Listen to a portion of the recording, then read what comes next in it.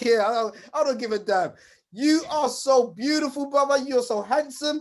But what makes it even more powerful, brother, is that you're a soldier on the streets, and you're not a reactionary, brother. You are progressive. That's why I asked you, and I said that to you when I phoned you. I want you on this platform this week, brother, because I could have had other brothers and sisters. But I said, Dean, he gives us, you don't flower up the situation, brother. You give us facts, whether we like it or not, hardcore facts, but then your mind is built in such a way, brother. You have what we call algebraic thinking. You can break things down and rebuild it again from scratch. So, brother, I'm going to ask you, if you want to share the screen, you can share the screen. I don't know what you want to do today, my king. But, brother, I'm going to allow you now. We're dealing with our missing children, because I'm tired of getting all these texts every single week. This person's missing, or this person's been kidnapped. This person's, brother, talk to us about our missing black children. Because I saw you at the steps of the mayor's office and what have you. Okay, again, front line for our community. Talk to us and give us a little bit about the solutions, King. It's all yours. Yes, sir. We got an echo first of all, King. We got an echo. The sound went off on my computer, and my missus is in the background, so I was taking the sound from hers, but now my sound's come back. All right. So we're done with the feedback. So first of all, thanks for your big up. But what I will say is there are men and women in our community that I say our frequency is DAB. And there may not be a comprehension for those on an AM frequency, which can cause confused admiration because they're just not sure what's going on. And that's okay, because it may look like there's a lot of videos, which is for the people, because we are so behind. Everything must happen concurrently. And you don't realize if you hiding, number one, you're not accountable to the people, which means you won't get the criticism that you require to actually become the man or woman that you are required to be in a custodian's position in our community. So we're day walkers like Blade. We don't hide in the dark because we have certain mystique around our proclivities. We're out in the daylight, first and foremost. All of the work that is concealed remains below the line until it is time for that work to become above the line. And the only time that work can come above the line is when it's accomplished, because unfortunately, different spiritual energies for anybody who is spiritually adept is aware that it can interfere with the progress of work. So one thing that I've become uniquely aware going across so many different factors of our community with the different works is that every single role is of the utmost importance. So if you think of the body complete, brain, heart, liver, spleen, kidneys, colon, hugely important organs. But do you know how important your fingernail is? And the fact that you couldn't alleviate your itch if you couldn't scratch. Yes, sir. So sometimes because we have a limited comprehension of some roles, people think they're unimportant. What I'm aware of is that every single role within our community is of the utmost importance for the body complete. Absolutely. And what ADPAC is in a body, including the soul, because one half of the soul of ADPAC is in the audience. In fact, she has told me it's her church. So I'm speaking for her and to her, because we have our spiritual council at the center as well. Yes. To keep us not only on the ethical path, but in alignment with the planet and what is required. So when I say every single component is important, bar none. Bar none. You can't bust open a radio and pull out the band. So when we say we have spiritual counsel, don't look for it. You're not going to find it. But it permeates through everything we're doing. Yes. And what we decided from the beginning is that the national representation that we have omitted to create, that every community has, your Islamic Council, your Board of Jewish Deputies, people will be surprised that the extremely racist institutions have welcome council sitting down. In fact, when sitting down in the belly of the beast in New Scotland Yard for 3 hours last week, we were laughing as things were being unveiled, where they desire to work with us, because what they understand is that as a community representation, we don't come to outsource to our people. We come to insource to the institutions we already build relationships with. So everybody wants their communities managed within a country. But if we don't step up in dominion of our manhood and womanhood, yes, how can our communities be represented? Because it's that thing where, well, you compare yourself for that. You think you're big? Yes, absolutely. I will tell you, no mind brother Andrew Hyde.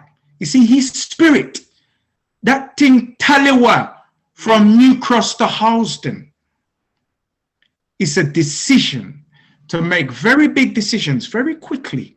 Yes. And we fail to do that.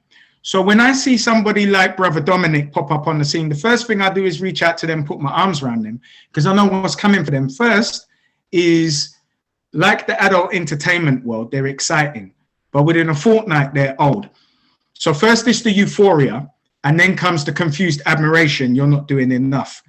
So what we require to do is for every single police, I have so many notes here, and I hate looking at the page because I try to be like Jay-Z and just spin it from the top of my head. But we want to put policy into practice by operating with those who are in the institutions. Now, here's the thing. If you have to go in a room with the devil, are you prepared to play chess at a masterful level where you're going to beat them? And announce yourself, we're delivery partner, because this is chess. And you know when the community is on fire, we don't want you to smash our babies to bits. We want to be the ones on the ground utilizing our own intelligence. What we require from you is the economic capital, because we have the intellectual capital and we have the social capital, and we can deploy all of that on the ground. You are what we call last resort. You can't police your way out of this thing. We need to reframe our children's psychological path, early intervention, WYLA, Manhood Academy, Origin HQ. These are 100 Black Men. These are the roles of the rites of passage organizations. Yes. But some of us have moved past that. And there is different intervention that is required. So first of all youth engagement must be developed and coordinated so that there is a seamless intervention that can be made to create wraparound care, which was the whole point of the schools to industry pipeline. Now, having had a relationship with Kay Johnson for 4 years, that is her idea, not necessarily the pipeline, but the wraparound care. So I was fortunate enough, after having a 3-hour meeting on Thursday with the police, to have a 5-hour meeting with Kay in her home to talk about the curriculum and creating the educational trust for the curriculum that then, calling NIA, all of our supplementary schools can have the shield of the trust to protect us from the DFE. So now we are culturally competent without the intervention of Europeans in our curriculum. And then it is just for us to gain the resources to apply to the delivery partners that we insource. So we provide our own solutions. Yes. We're listening to you, King. Keep teaching. Okay, so I just give you some room for feedback, because my greatest critic and my best delivery partner will be in the background. She said, "Don't hug the thing." She said, "Give them space to breathe." Time, King. Okay, laugh, shall laugh. In any case, so when it comes to missing people, ADPAC's role is to add value. It is to create structures and systems. Now, the things that are playing out today were the things that we called 4 years ago. So none of this is a surprise.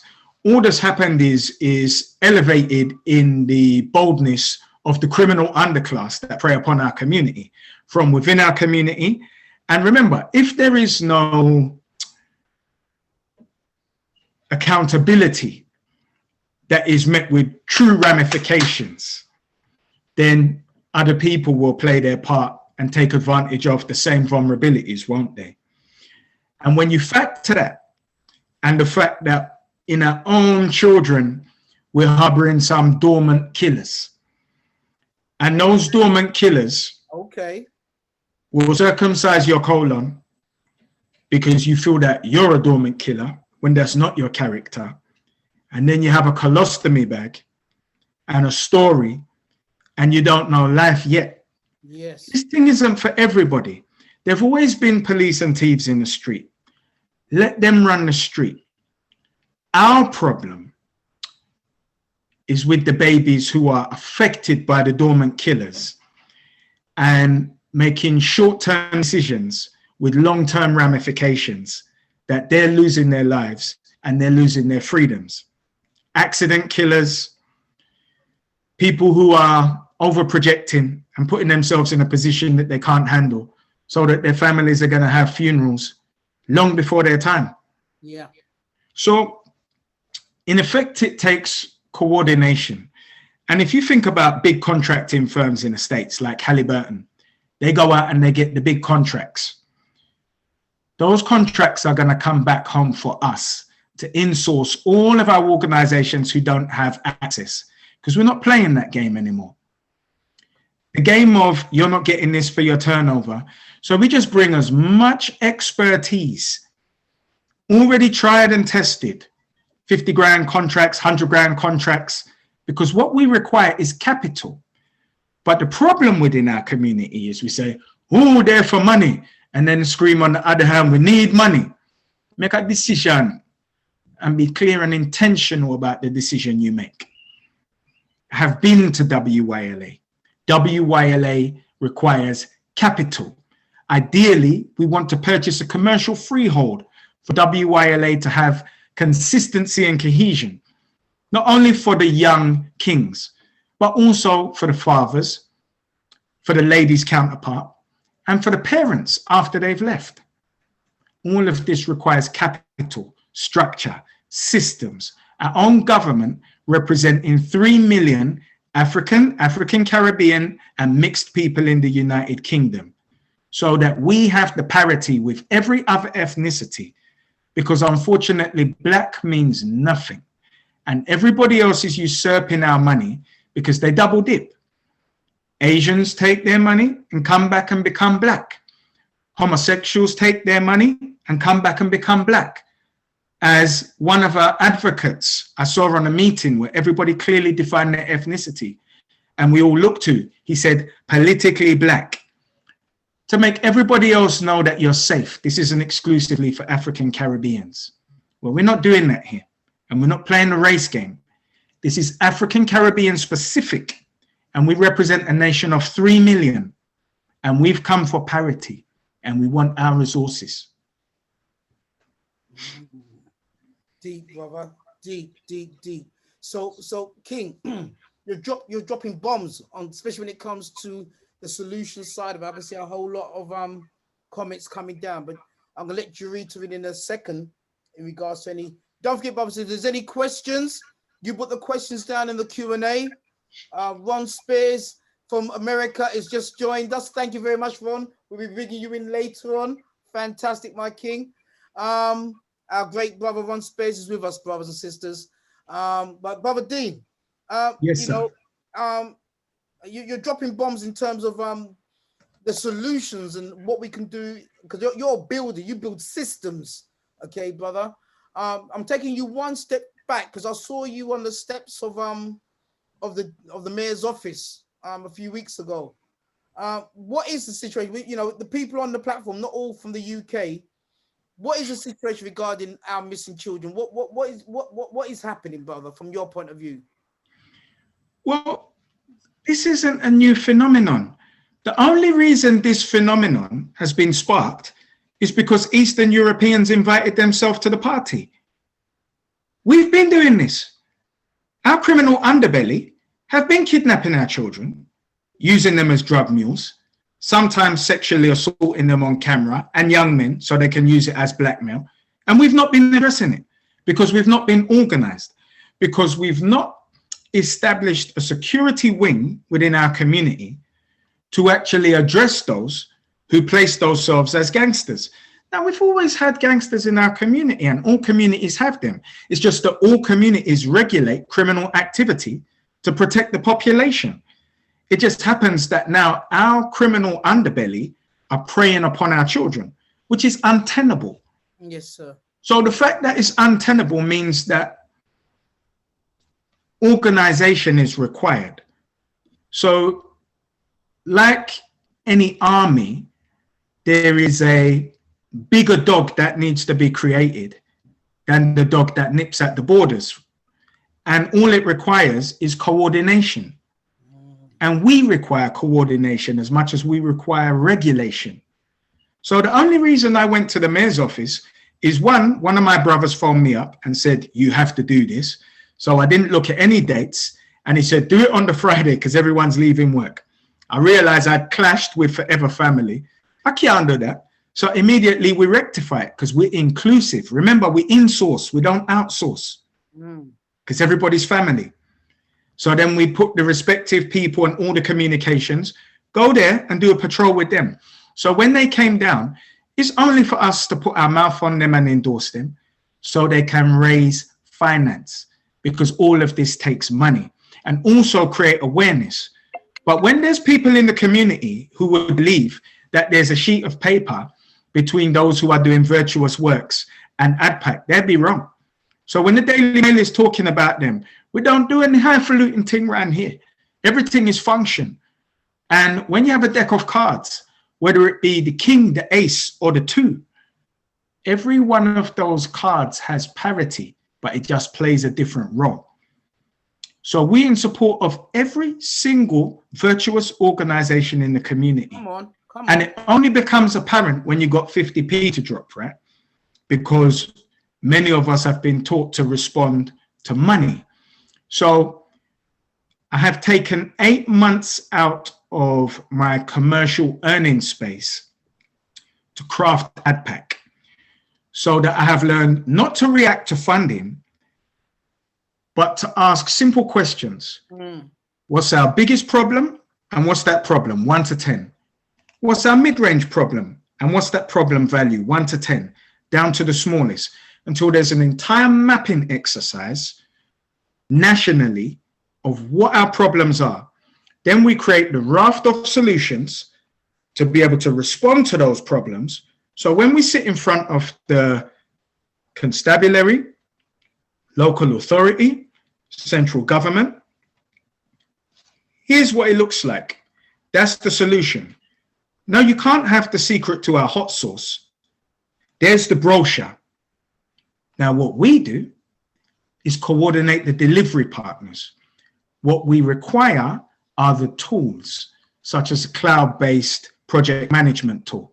That's okay. We're going to give you the pleasure of paying for that, because we need to coordinate our grassroots, our professionals, and our advocates, so that we don't make these little faux pas, like me just putting out something on the 28th, because it is in the 21st century Garveyism. Yes. And that is as digital as it is intentional. So we have to act in the era that we're in. Because remember I said we're DAB. So we can't move in any AM frequency, and we can't move with any AM frequency people. Brother Dean. We've got Taylor asking the question, how can we support ADPAC? So if you go to the website, adpac.net, and you go down the page, there's a link for delivery partners. So if you have an organization, first of all, it could be in economics, which is banking. So we have a small banking consortium, education, employment, housing, health, media, trade and industry to create the foreign trade missions, sign on there, tell us a little bit about your organization. It's all electronic, and we will get back to you to insource you, because this is our desire. For the individuals, you have a volunteer page, so please volunteer, and you could just press Google volunteer, AdPack volunteer. I think my missus is putting the links in the chat now. Excellent. So volunteering, donating, and joining up as organizations, which is of all importance, because these are the delivery partners to serve our nation of 3 million nationally. Boy, brother. I mean, the chat room is throwing down some points, brother. Sister Shanice, I don't know if it's our Queen, Sister Shanice, all the way in the motherland right now. Sister Shanice is saying, rise up, Brother Dean. Rise up, Sister Shanice. You know Shanice is a legend. She's saying, is there a national AdPack representation structure in place, or will there be one soon? Keep up the No, it's been there. It's all on the website. So Iola's going to put the link up, which is the structure. So you'll see the body of all the roles, how that plays out to actually coordinate in the community. And you'll see a map of London with the boroughs that we're going to set up the regional chapters that work as our councils. So when it comes to this, we have a role inside all of the Safer London committees to regulate with AdPack. So our chairs will be interacting with all of the Safer London committees in London. What I will say is whenever we release anything which is an initiative, because right now we're calling on the Mayor of London to create a role which is an African Caribbean liaison officer, specifically to work on behalf of the 2 million African Caribbean and mixed heritage Londoners. So we want that African Caribbean liaison officer to shadow every single London Assembly briefing that the Mayor is privy to, so that our community is privy in the earliest instances, liaising directly with AdPack, so we know how to respond from the outside and deal with Londoners, because we are Londoners. Remember, if there's 8.6 million Londoners and we are 2 million of that, what percentage is that? I believe that's a big enough statistic for us to have our own representative liaison officer that is privy to every single London Assembly briefing, to bring that right back to us. So where we keep talking about the institutionally racist policy of gentrification, that can only happen because we're not in the planning meetings. So because we weren't in the 2020 planning meetings, which were, sorry, in 2020, they had the 2025 planning meetings. We went in those rooms. So that means that our community at a national level weren't privy all around the country to the developments that are happening, the development monies that are available, and the properties that we can acquire. So as a byproduct of that, in 5 years' time, 2025, don't be surprised when we're saying this area is getting gentrified. That's done. Brilliant. Brilliant, brother. Brilliant. Sister Glasmin says, information is power. Sister Shanice says, again, great works, brother. Brilliant. She's logged in from Canada. Sister Dorita, is there any other questions that you'd like to ask? I mean, there's tons of comments in there. Tons of questions. Yeah. It's firing off. Thank you so much for that presentation. I think it's fired everybody up.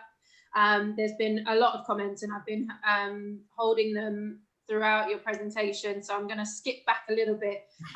Taylor said self-determination every time. Yes, bro. Shazza says talk the truth. Calder says real talk king.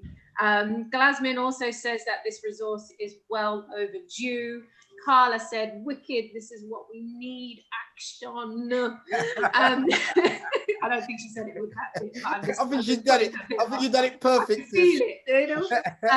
Hazel says, I can recall many people accessing grants under politically black, or the label politically black in the 80s.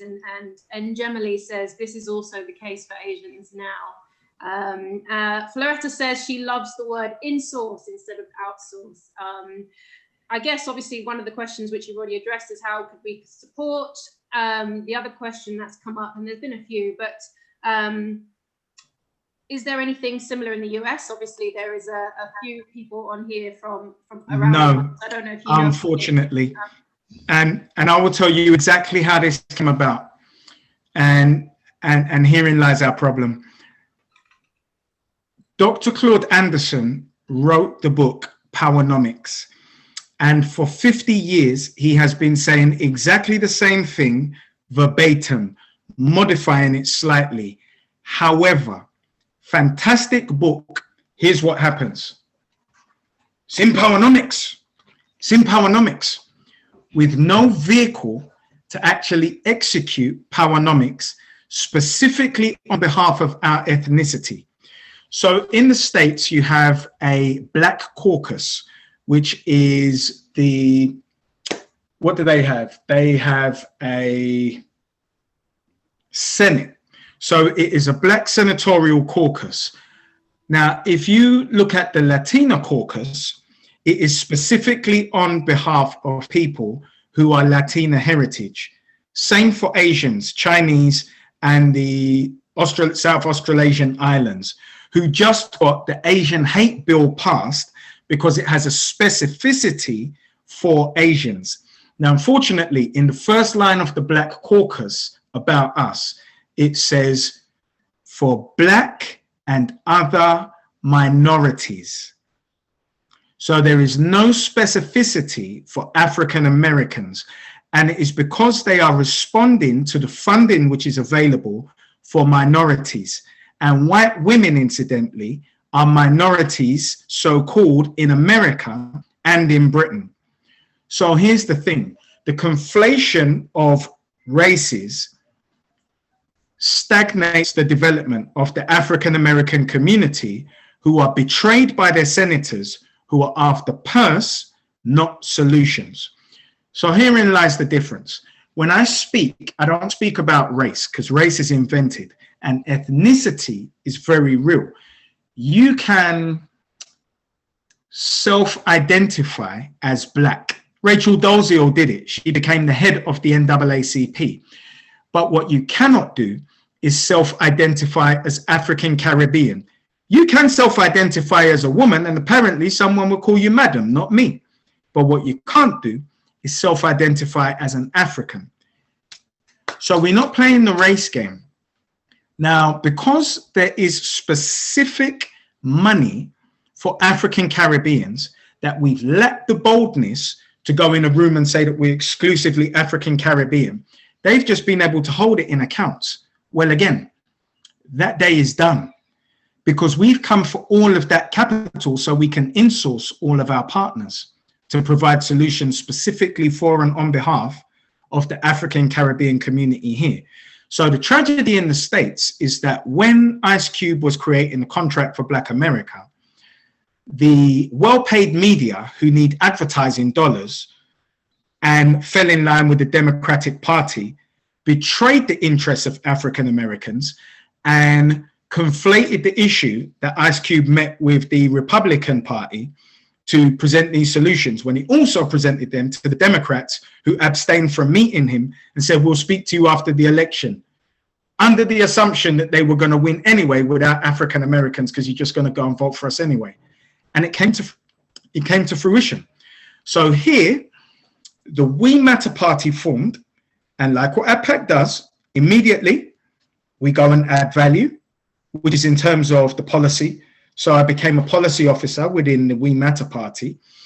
And then what we do is we create awareness nationally throughout our network, because without awareness, how can you vote? So the minute that I saw Gwenton slowly running as an independent, somebody might say, well, you are for the We Matter Party. You would, no, that's my brother. So we're going to support that campaign because you need to go and vote for him. And New Cross happens to be the borough I was birthed and grown.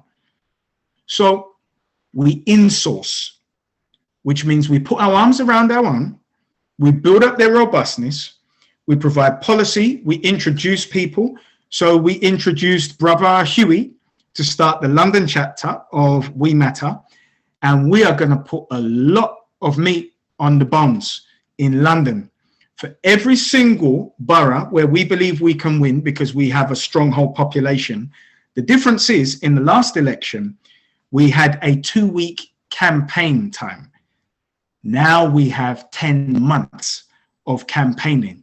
So again, if anybody is interested in running as a councillor, because you believe that you are capable of representing us, you could type in AdPac, We Matter Party, and there is an onboarding questionnaire, or go to the We Matter Party website, wematterparty.org, and sign up an expression of interest there.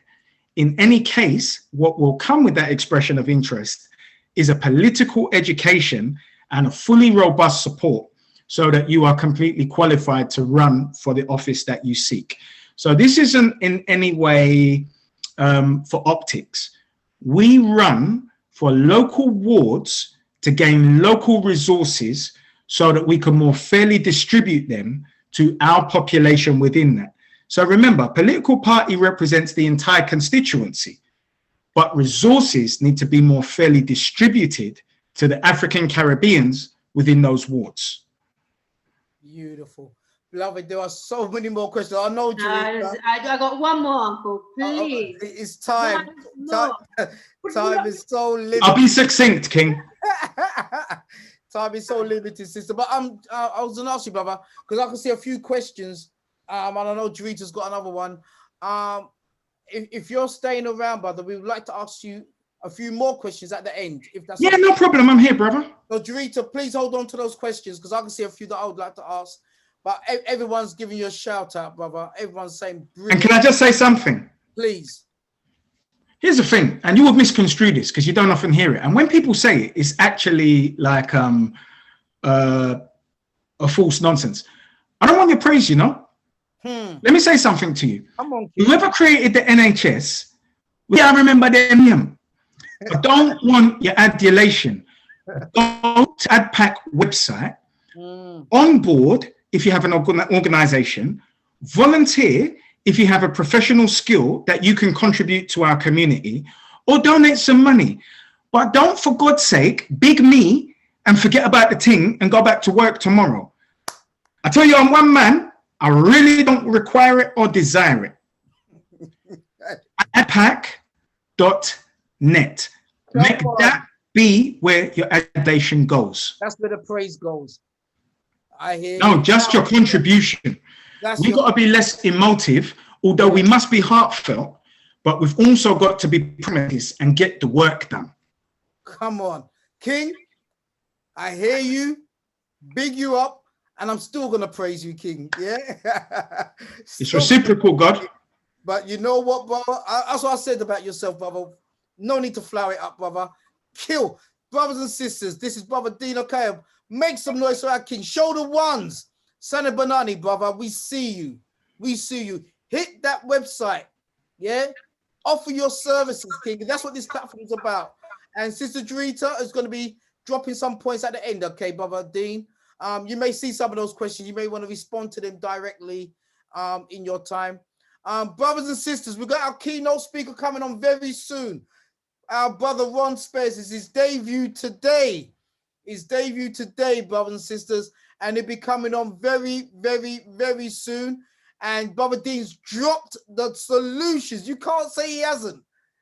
Next on the platform will be the rites of passage, because I personally believe we need a national, and if not an international, rites of passage program, because our children are dying, brothers and sisters. And, you know, I don't want to say nothing more than that right now. So, brothers and sisters, before our brother, the keynote speaker, comes on tonight, I want to make sure, brothers and sisters, that we honor Grenfell.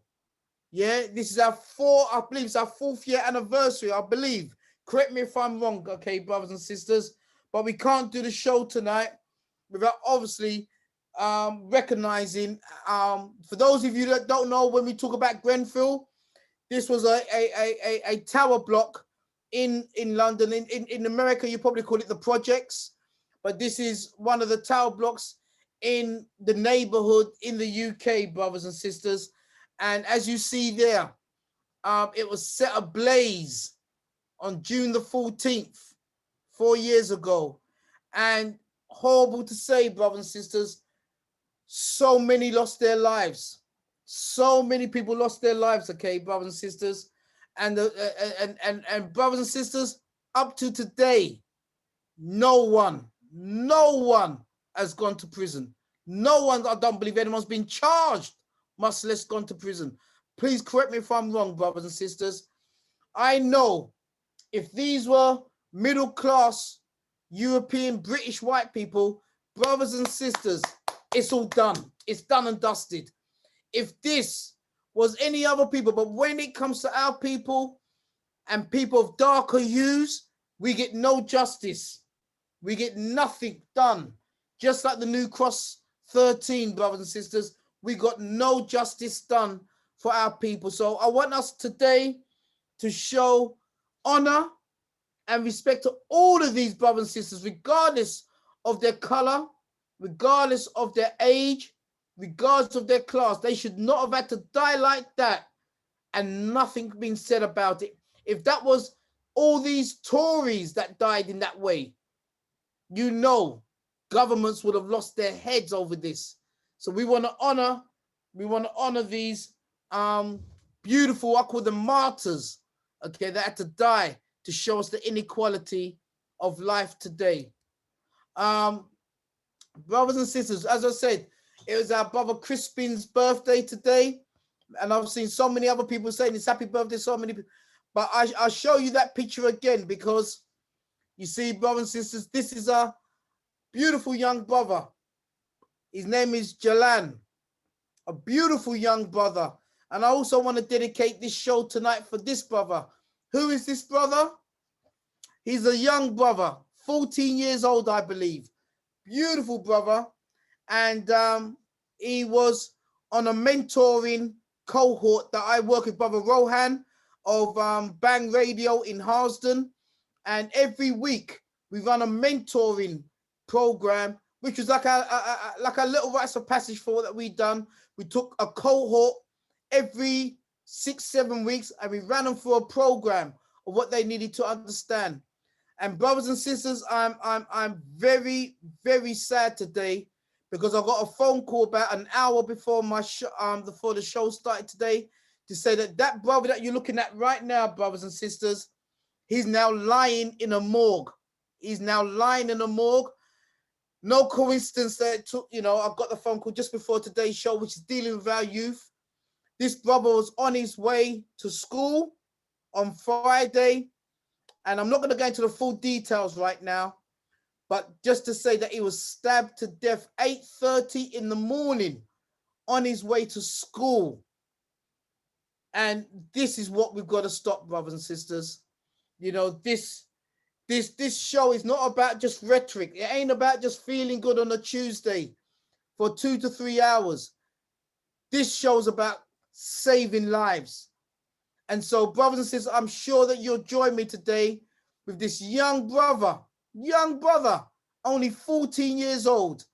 And I feel the pain of his mother right now. I feel the pain of his mother. Obviously, she's not in a fit state to join us today, but we made the family know that we have dedicated the show to Brother Jalan.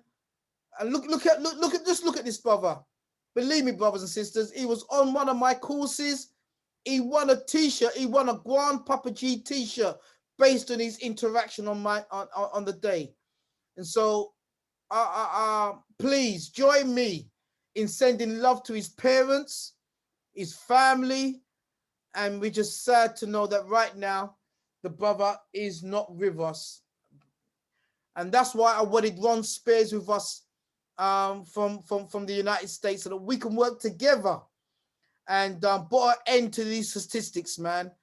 It just can't be happening anymore, brothers and sisters. Can't be happening anymore.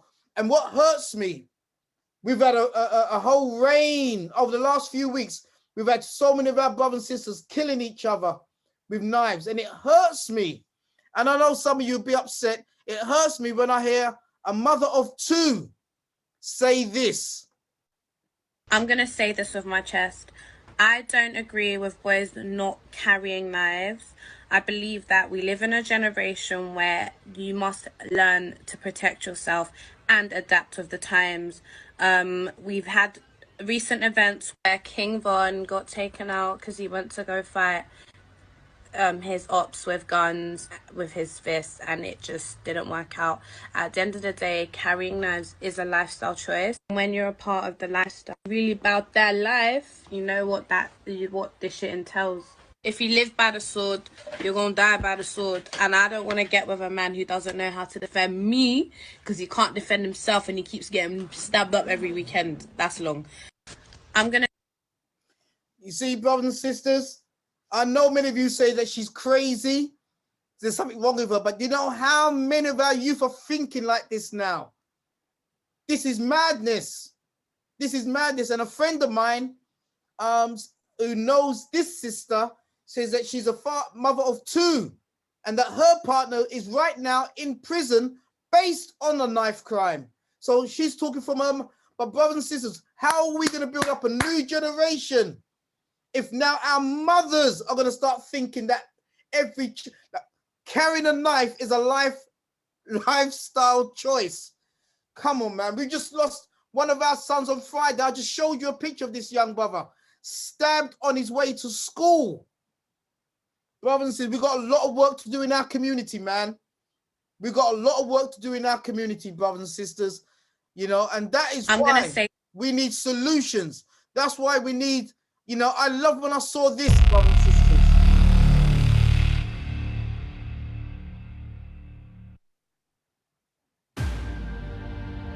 We are CGC. We are saddened by the traumatic impact of knife crime and the killing of our sons and daughters. We officially condemn these actions and are committed in doing everything in our power to support friends and families that are working to stop these appalling acts. Our response is to empower those in our communities already doing work on the ground with resources and financial support. We will continue to support causes and affect policy and policing to keep our children safe from harm and danger. CGC is a collective group of professional black men who are fathers, uncles, brothers, sons, nephews, grandsons, who have a common and shared vision.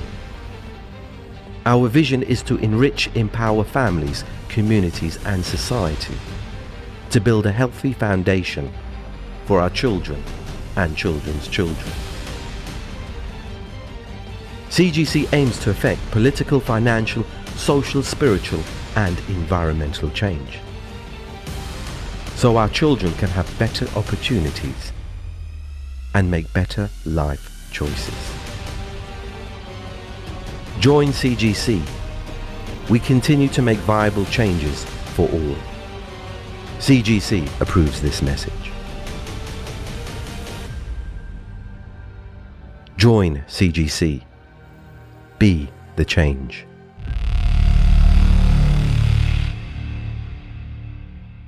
So, brothers and sisters, I know some of you are very upset with that mother just now, but don't worry, man. We're going to keep pushing a program of solutions.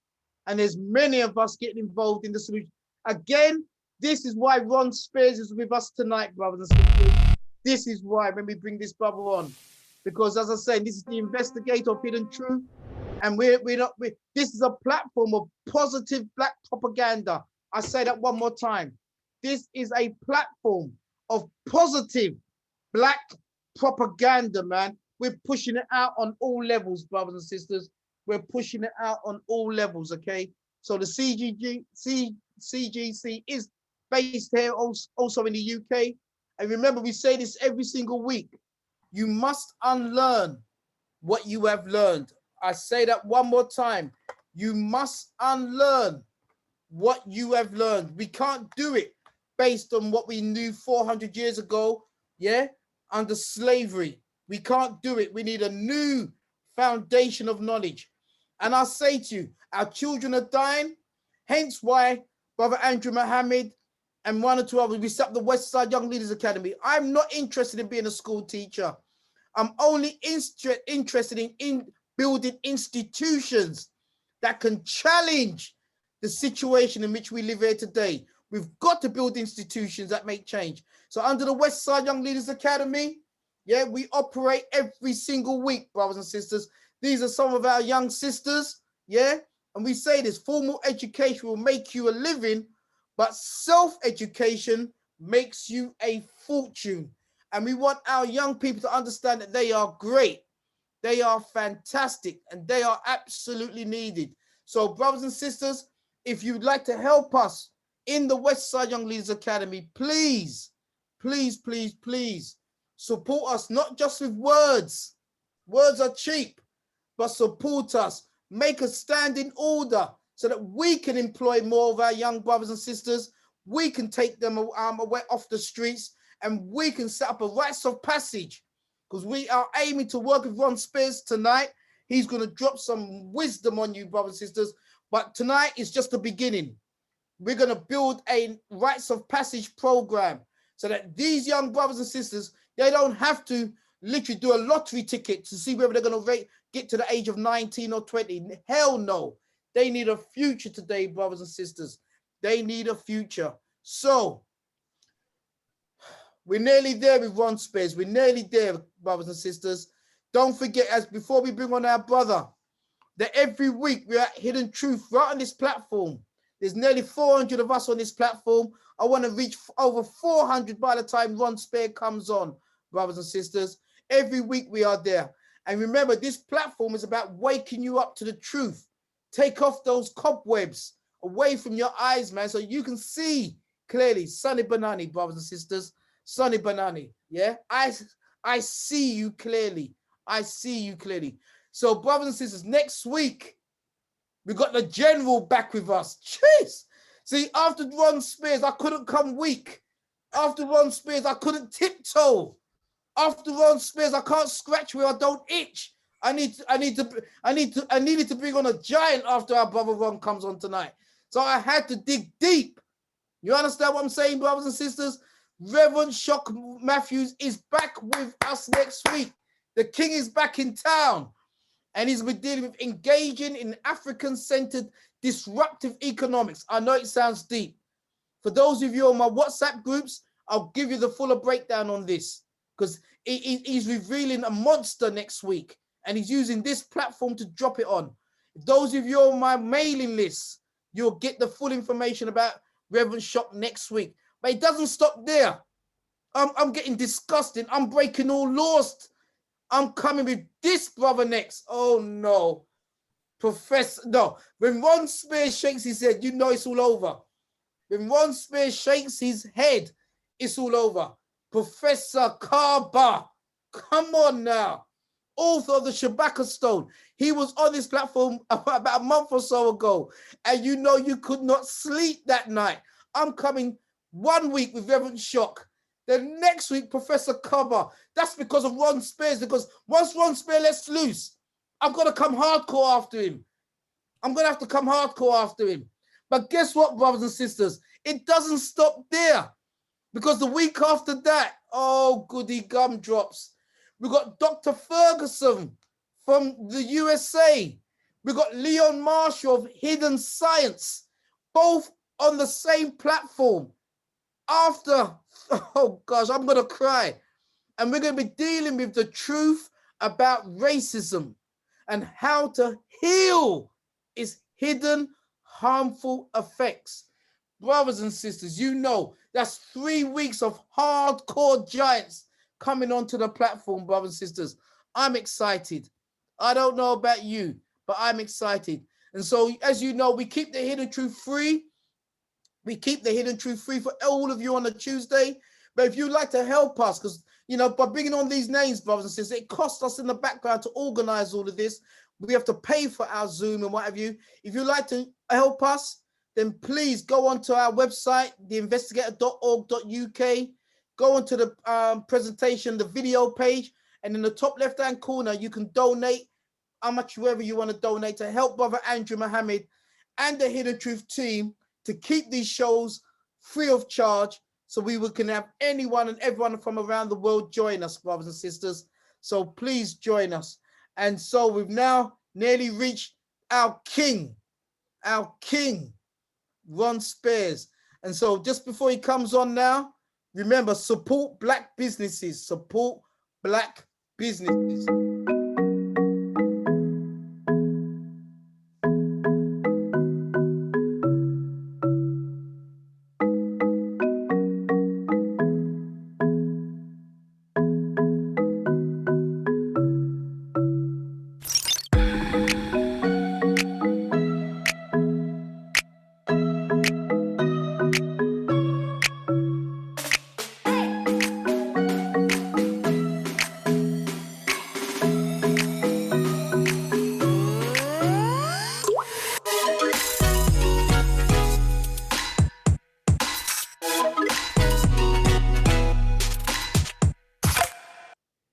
Support, that's our national delivery service. Make sure you go to First Fruit. You order all of our fruit and our food from Backyard. That's what we order from, and they will deliver it. Top class food, national service.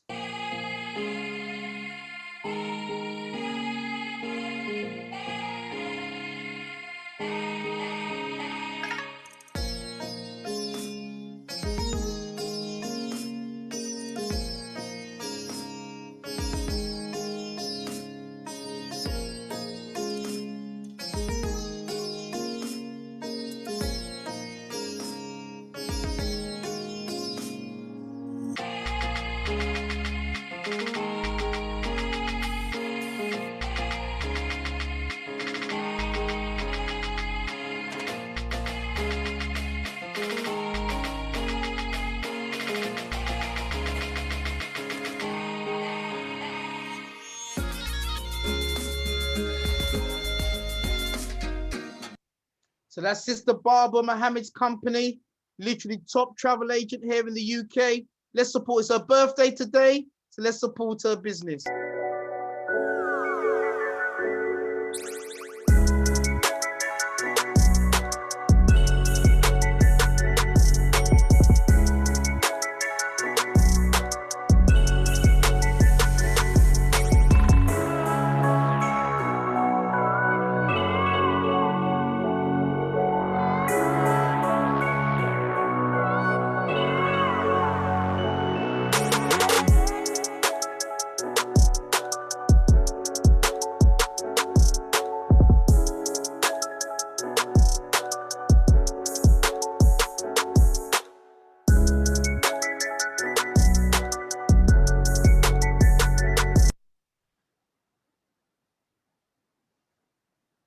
And don't forget, support Westside Young Leaders Academy.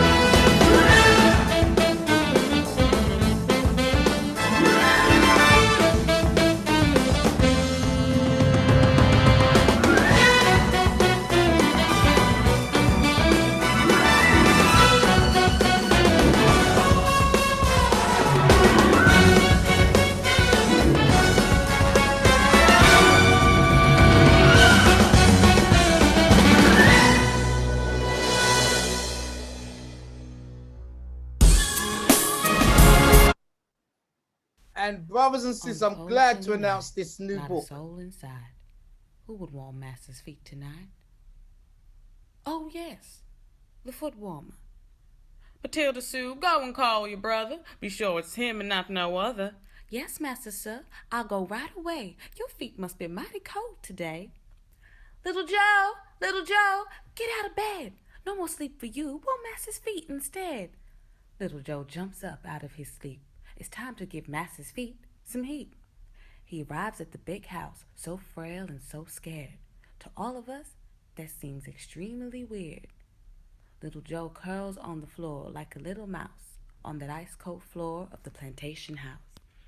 Master puts his cold feet on Little Joe's back, drawing the heat out of him, just to be exact, then says, "You're the best foot warm I ever done had. For buying you, boy, I am mighty glad. When I'm warm, you can go back to bed.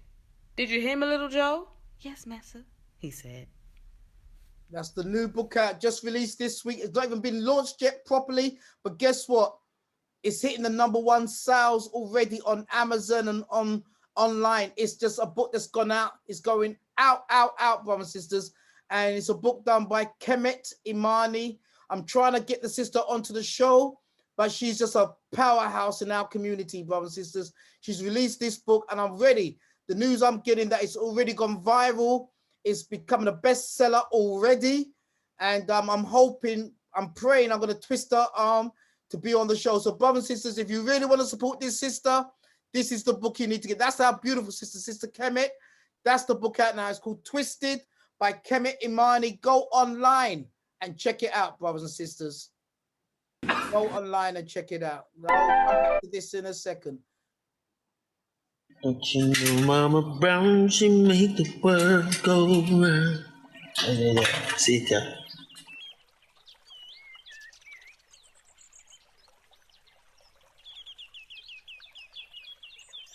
And Mama used to say, Mama Brown's cakes are the best. Mama Brown's Jamaican rum cake, the coconut one's my favorite. Beetroot and orange done every day. Check out Marshall and Brown, man. Good things. Ewa, red onion marmalade chutney, hot sauce. Come on, you know there's nothing like this. Exquisite flavors, beautiful combinations of spices and fruit, authentic Jamaican fare at its best. Yes, that's Marshall and Brown. And if those of you remember, Marshall and Brown are my #1 sponsors. They support my show every single week.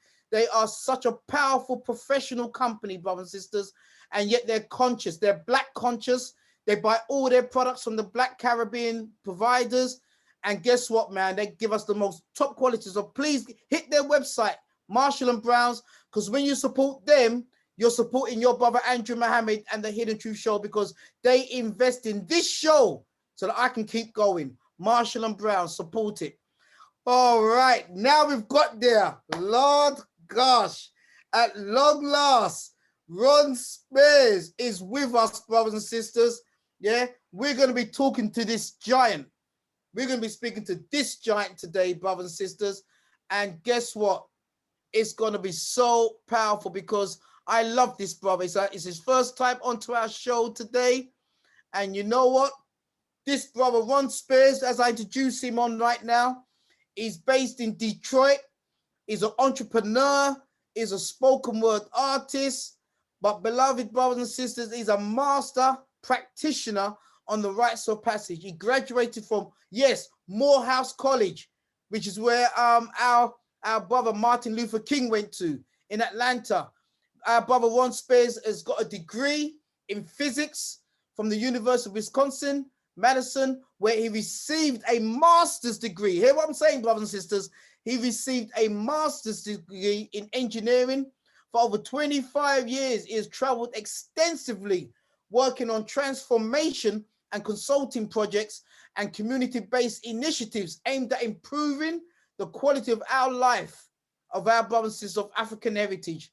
He served as a chief teacher of African rites of passage for teenage boys in Detroit, where he took a different group each year. I want you to listen to this. Every single year, he took a different group to West Africa to engage in the manhood training ritual with a village in practicing traditional arts and sciences. He was written extensively about his experiences in Africa, the motherland, and created a curriculum to accompany the Sankofa documentary to teach others. This brother is absolutely amazing, and it's our first time that we've got him on our show here tonight. Brothers and sisters, please make some noise for Brother Ron Spears. Brother Ron, come with us, King. Thank you. Can you hear me okay? You're looking, brother, it's just, I don't know what to say to these black men on my show. You're looking beautiful and sharp, King. We can hear you clearly. All right, awesome. Well, hey, I just had a regular old shirt on. I saw you all dressed up in Dean, so I said, man, let me go, drip up a little bit so I can represent in this class and this freak. I'm not one of them AM frequency brothers, Dean. I'm definitely FM first frequency, so I had to dress the part too. So So that's why I was a little late coming on camera. I had to redress looking at y'all. You're looking And beautiful. shout out to Brother Dean as well. I enjoyed his energy and what you were saying, and I'm 100% on that. I love it. I love it. I love it. And shout out to you, Brother Andrew. I'm happy to be on your show. I admire your energy. I love you as well, my brother. Brother, you know, you're a legend. You're a legend, brother. I know you roll with the big G's. You know, brothers like, you know, Brother Reverend Shock and Professor Kabar. But I, you know, when I looked into your works, brother, I was so amazed, King. I was so proud, you know, because you know what we're doing right now, brother. We are now uniting worldwide. From the last week, we had our brother from South Africa. This week we got you, and you know, brother. Even though we may not physically met you, brother, we are proud of your accomplishments. We want to hear from you tonight. We want you to teach us tonight, because from tonight, brother, I don't want to keep coming onto this program saying another 14-year-old has been murdered before his life has even started. We need a rites of passage. We need to know from yourself, what does that look like? How is that conducted? How have you done it? And let us know about yourself as well. So, brother, I'm really going to go a bit quiet. Brothers and sisters, just before I let brother run in, remember, make your comments in the chat room. Ask your questions, brothers and sisters, because Jarita's going to be coming on at the ending. Make sure you ask your questions so that we can dig deep into this, brother. And, you know, we plan to, when the show finishes, this is only the start. Behind the scenes, brothers and sisters, I will not rest until we have a rites of passage for all of our children up and down the UK and worldwide. Ron, it's all yours, King. Thank you, Brother Andrew. And again, the introduction is, I appreciate the intro. I'm a proud Morehouse man from Detroit, Michigan. And as you mentioned, I was sad to hear the young brother who lost his life. But unfortunately, that's a story that happens every weekend here in Detroit, and especially in Chicago, and some of the areas here in Detroit and in the States, I should say. So, you know, that doesn't make us tone deaf to it.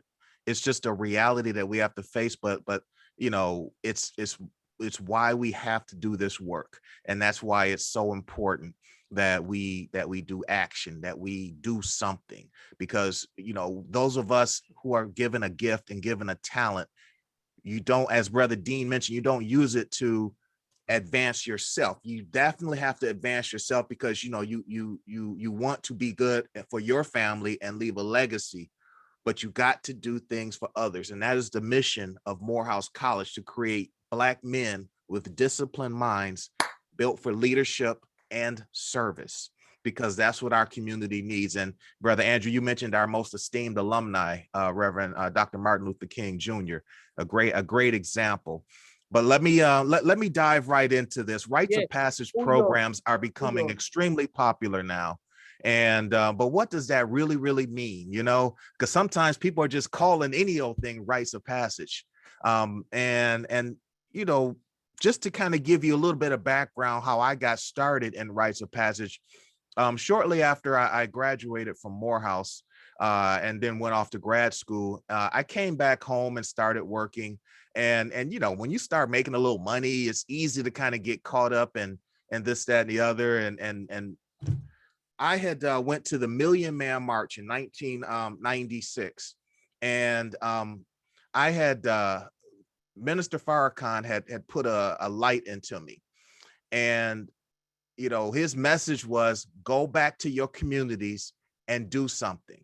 You know, go back and change your community. And so it was all about accountability. And so what I did was I went back and I looked for an organization that could, you know, that I could give my talents to. And it was actually the church that I grew up in Detroit. And so they started a rites of passage program. And because I had the Morehouse background, they elevated me to chief teacher for the boys that take kids that go to Africa each year. And so our program met on Saturday mornings, all morning.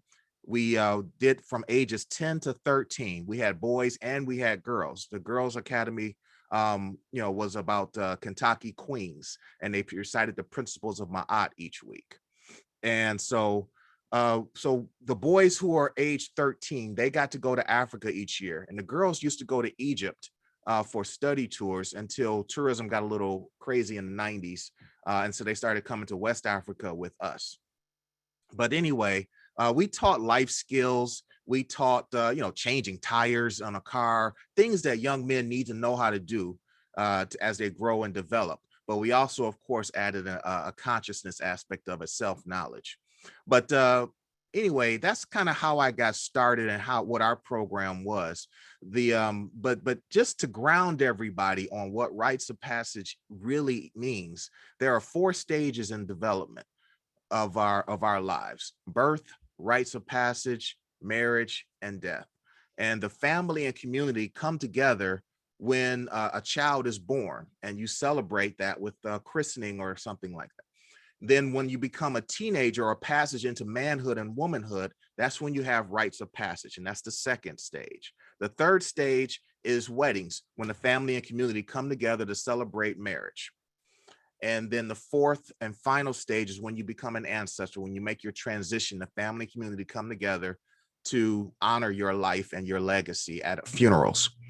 The missing element in African American culture, and probably some other cultures as well outside of the States, the missing element is the formal training for manhood and womanhood. If we don't train these young men and young ladies what it is to be a woman or a man, who will? The streets will. You'll be seeing those knife fights and the mindset of that sister who was endorsing going out and prolonging these crimes.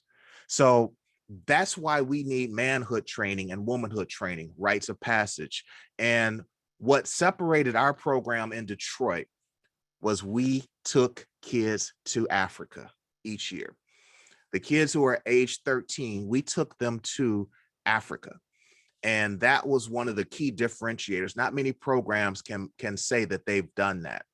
And so that's what I want to talk a little bit about, because that's one of the key things of our program. But just keep in mind, we spent a week in Africa, but those other 51 weeks, Saturday mornings at the church in Detroit. So that's just as significant, because that's where you build those relationships. You build that, that's where you do a lot of the training.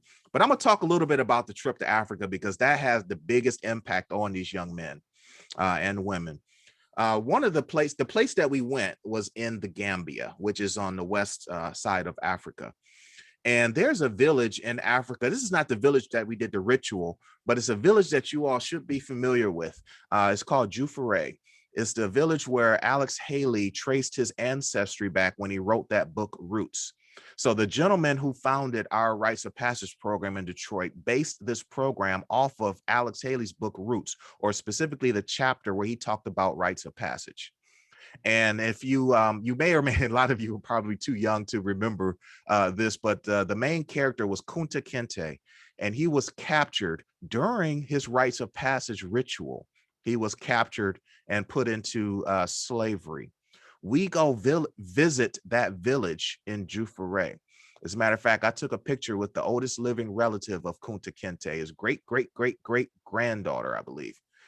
But anyway, the village is that we had that we have a relationship. Actually, my church adopted this village, a Christian church adopting a Muslim village.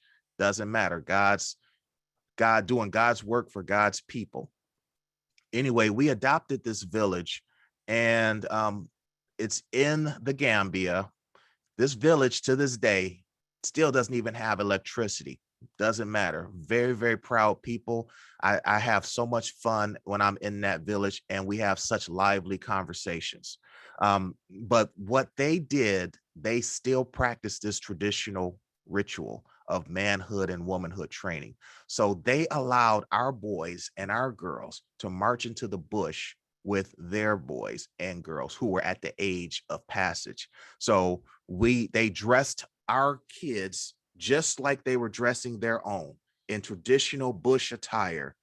And they marched they gave them African names, and then they marched into the bush. They celebrated the homecoming of their American brothers and sisters, which is very, very powerful, because obviously 400 years of colonization and slavery, for us to come back and participate in this ritual with their kids is significant, because that's what plants the seeds of, as Brother Dean said, insourcing, supporting your own, building that culture that Claude Anderson talked about, the Leonard Jeffries, politics, economics, and culture. It all starts with the culture. That's why you have to get them young. Otherwise, they're not going to have the mindset to support their own. They're not going to have the life skills to build wealth and channel that by political power and influence with that wealth, and not do it just for the purse.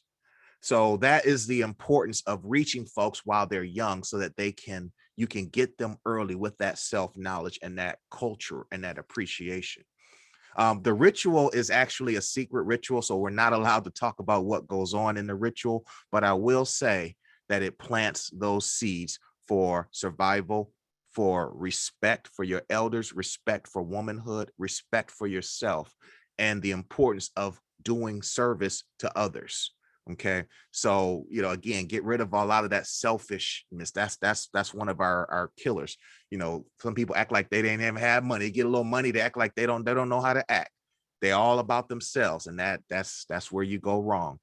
So anyway, that's part of the ritual. But one of the other trips that we make during the trip to Africa is Gorée Island.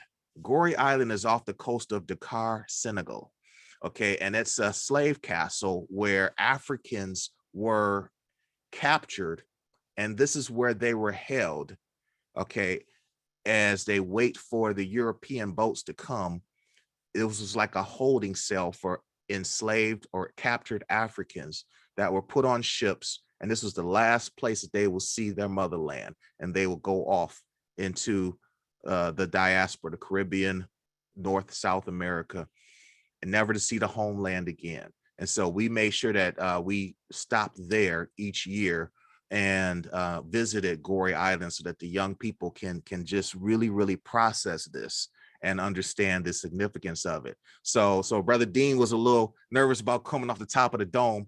As Brother Andrew said, I am a spoken word artist as well. And so I'm gonna recite a quick 2-minute poem that I wrote, because I got to go to Gorée Island several times, because I took each year, but each year a different rush of emotions came through me. So I'm gonna kind of showcase a little bit of my spoken word skills. So come on, my big brother. Come on, black man. Come on, sir. I felt an ancestral welcome my first time on African soil, but when I got to Gorée Island, my blood began to boil. Woo! I cried as I stood in front of the door of no return, and I wished that all Europeans would die and burn. My second trip enabled me to take in the psychic trauma. I actually listened to the curator describe all the drama. Dungeons where men, women, and children were just tossed. Slave ships would arrive to participate in this Holocaust. My third trip changed my whole concept of religion. A Christian chapel upstairs is what caused my division. You see, slave merchants would worship and then rape women and girls. How God allows such a tragedy is what threw my mind into a whirl. My fourth trip provided insight for my healing process to start. You see, history goes in cycles, and people are simply pawns just playing their parts. The Middle Passage spread Africans throughout the diaspora, adding our unique spice to the Caribbean, North and South America. My fifth and final trip to Gorée Island was an experience of jubilation. Standing at the door of no return this time was actually a celebration. You see, Europeans enslaved themselves first, but they either died or failed to thrive. I was able to return as a tourist on the shoulders of my ancestors' will to survive. My anger and questioning of God's wisdom has now come to an end. The ability to forgive helps the process for a broken heart to mend. My wish is for the world to understand the magnitude of this great debt, and for everyone of African descent to experience this and never, ever forget. Oh, wow. Brothers and sisters. No. Come on. Oh, boy. So that's a little bit of my spoken word skills, Brother, if you look in the chat room, when you see the ones, it just means that you've just shown God. You've shown first frequency to us. Well, Brother, I'm looking at all of it right now. Oh, look at it. It's brother. Brother, you've set the chat room on fire. Well, hey, Oh, wow, brother. I'll even turn it up one more notch, okay? Because the Please. last time I was there, a couple of years ago, I actually shot a music video on location at Goree Island and did that piece. So you have the visual as well as the poem. So that's in this documentary that I'll put in the chat, or at least some different things where you can kind of support my work. But I'll talk about that a little bit later. The back to rites of passage, one of the key things that I did during this pandemic was I had a chance. So a lot of this program, we took kids back in the 1990s. All right. And so a lot of these young men that we took to Africa and Goree Island are now almost 40 years old. So I did some Zoom interviews with some of these young men just to see what they're doing now and how this program has impacted their lives. And boy, let me tell you, two of these young men went to Howard University, and one of these brothers went to Morehouse, my alma mater. So, that just made my heart, smile. These brothers are getting married. One of them has a couple of kids. And so they're just living their lives and doing exactly what we wanted them to do. And so we have the before and the after. And so we know we're making a difference. And that I care more about that than anything else, and on top of that, the other thing that we have to do is take action. Like Brother Dean said, take action. You got your talents. You have to give it in service for your people. And so, again, I mentioned that my church in Detroit has adopted this village. We put in a clean water system, raised money, and put in a clean water system for this village. This was $60,000 US. Okay. And we put in this clean water system. I lead all the mission work in Africa for my church. And this was the latest project that we did. And we put it in about 2 years ago. Let me tell you, this clean water is a huge draw for these smaller villages in Africa.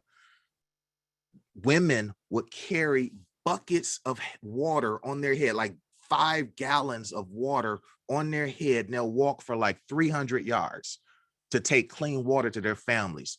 Now, with this new system, they just got to walk about 20 yards and get the water from a tap. So that's an example of African Americans helping Africans. We got to do stuff like that. We're just a regular old church in Detroit.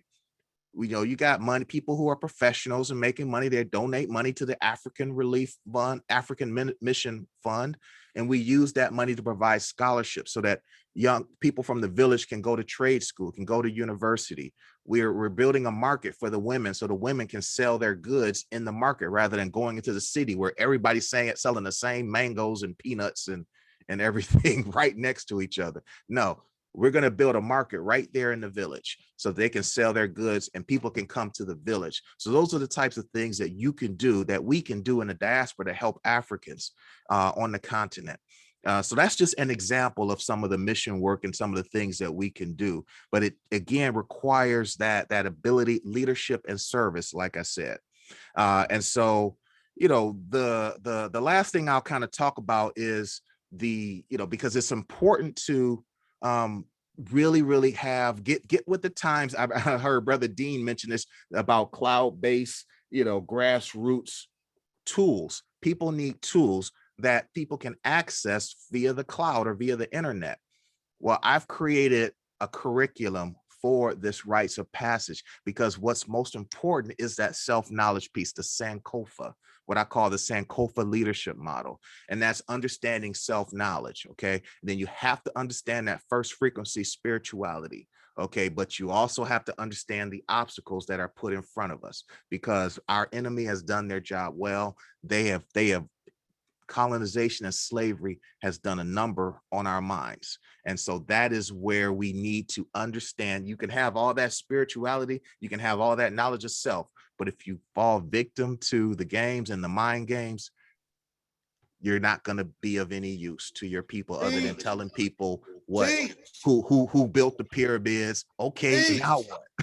Okay, the waters of Noon and the goddess Nut and the primordial waters of Noon and the Shabaka stone. Great. Now what? What are you gonna do with that knowledge?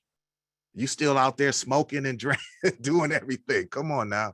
You got to build your family. So we deal with self-improvement and we deal with life skills. So my curriculum deals with all of that. Okay. And not to trivialize the self-knowledge and spirituality. It's just, there's more to it than that, because we need to build the next generation. We need to lay the groundwork to do all those types of things that I'm just a regular guy. Right. But I'm doing all this great work and you can do the exact same thing. And I'm imploring you to do that as well. I'm just an example of what we want everybody to do. And you know what? I'm doing so much more. I can't wait for the next project, because we're working with Haiti right now, and which is really called Haiti, is what I just learned. But anyway, we're doing Scott, we just did a big Mother's Day brunch in Haiti. And so just honoring mothers, and we're probably going to be doing scholarships so they can go to nursing school. So again, empowering the women, because you know what the messengers say, a nation can only rise no higher than its women. So yes, we are supporting women in the village with education and what have you, because a lot of times the parents don't have the money.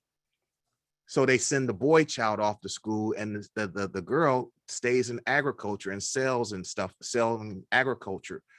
We're going to empower the women as well. That's what you've got to do, because women are killing the game here in the States. The women, we are trying to rise up to the level of the women here in the States.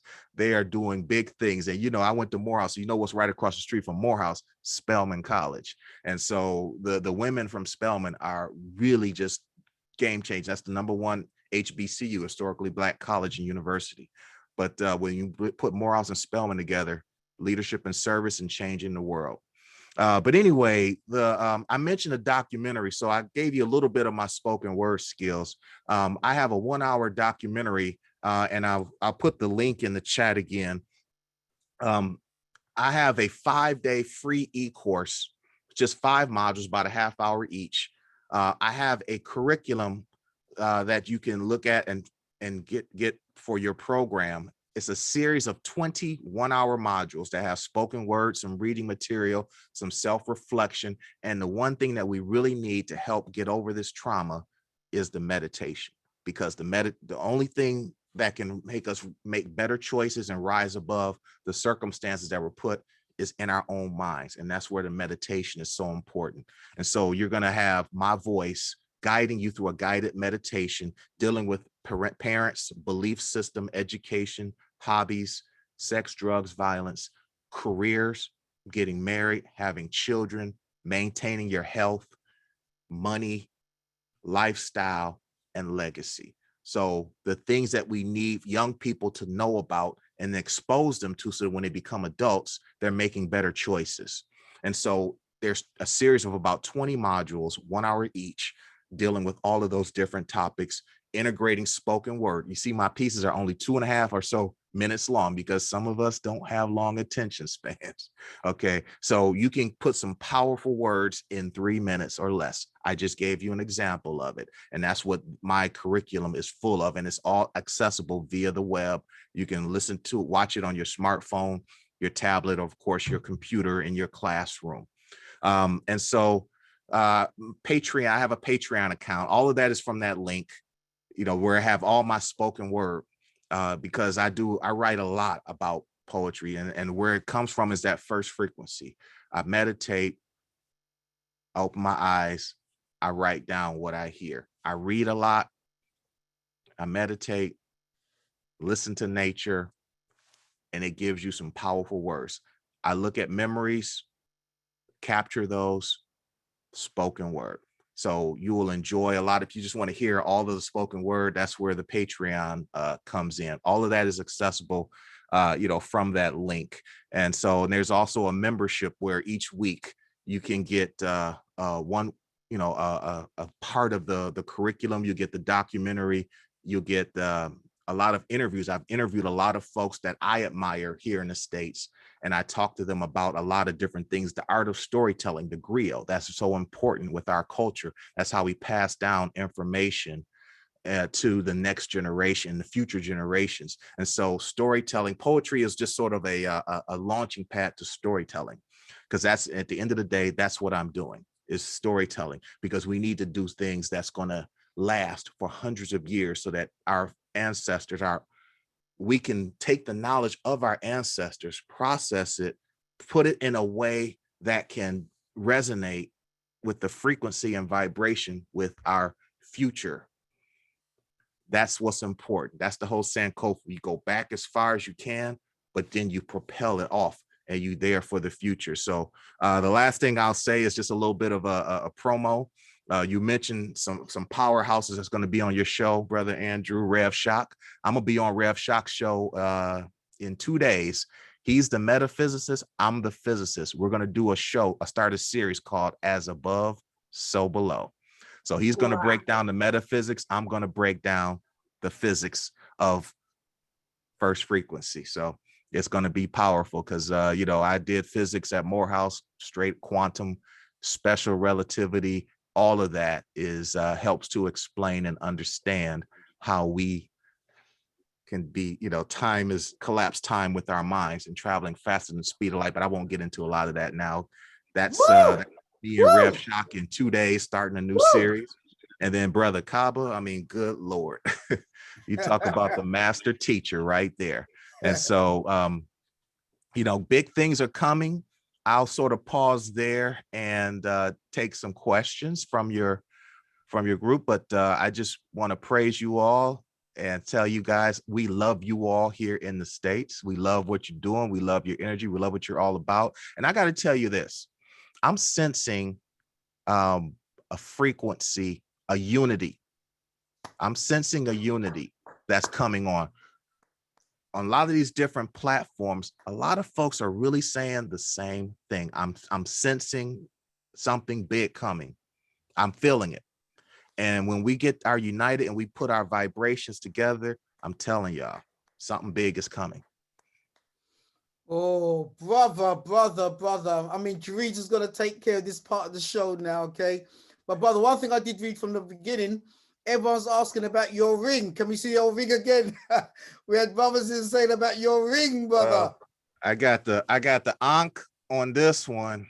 And this one, let me see if I can get it focused in. So here in Detroit, every year we have an African World Festival, and that's where a lot of vendors from Africa come, and they set up vendor, and they sell their wares. And I like to just purchase. That's where I like to support. And of course, I've got a lot of art from all the trips that I've taken to Africa. But one of my favorites is I don't know if you can. Well, you know what? I'm just gonna can see that, bro. The Eye of. Yep, the Eye of Horus. Yes, we can see it. Heru. So that's like I said, you gotta look good. I was on the show with Kaba, and Kaba was like, "Hey, Africans, when they were on their throne, they like to look good. They wore gold and they wore their crowns with pride. It's not about bragging. It's not about So it's about, hey, when you're on that level, you want to look good, and you have to have that influence. And so." The link, I'll put the link in the chat once again. My lifestyle blog is called Grown Man Style. And because we need grown men to show these boys how to be men, like that video that you played. Yes. Boys they got to see what a grown man looks like, what he sounds like. They got to see that my lifestyle blog, grownmanstyle.net, is based on the 5 wells of a Morehouse man. Morehouse man is well-read, books, well-traveled, well-spoken, well-dressed, and well-balanced. Work-life balance. Can't just be all about work and forget about our sisters and the kids. And I just got in this morning from a family vacation. So I took the kids to see the Grand Canyon, and just got back in time for your show here. So it's all about balance. So that's what my lifestyle blog is all about. But that's where you can get the links to all of the things that I was mentioning throughout the show, throughout my keynote speech. So I enjoyed this, and I'm ready for the questions, Sister Jarita. I'm going to bring in Jarita. Oh, just 1 second, Jarita. You dropped some spoken word, my king, and it just reminded me of this. So I'd like to play this, and I want you to drop another spoken word before we finish tonight, brother. Okay. You have the right to remain silent. Anything you say or do at this point will not really matter because your skin color has already confessed to the crime. All right.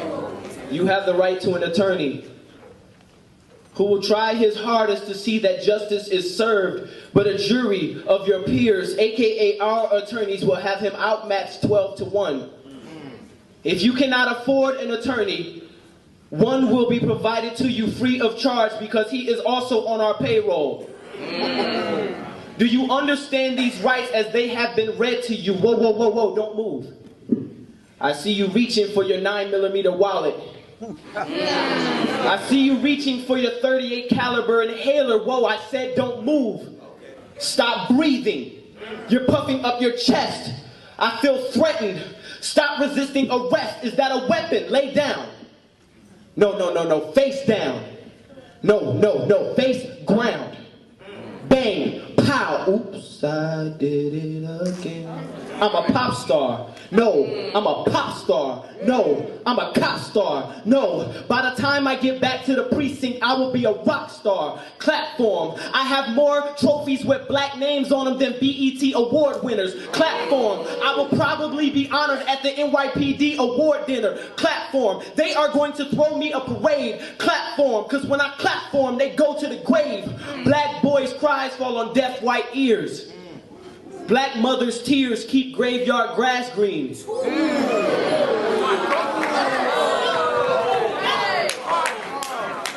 Black mothers' tears keep graveyard grass green, and black men's bones are the gavel with which judges finalize false convictions. Wake up, black boys. It's time to declare war. I wonder if Trayvon Martin's mother, how she feels that her son is a household name and he is not a household body. I wonder if Freddie Gray's family can still say grace over their food even though their prayers could not stop the thief that robbed him of his last breath. I wonder when Tamir Rice died playing cops and robbers if he still saw the former more innocent than the latter.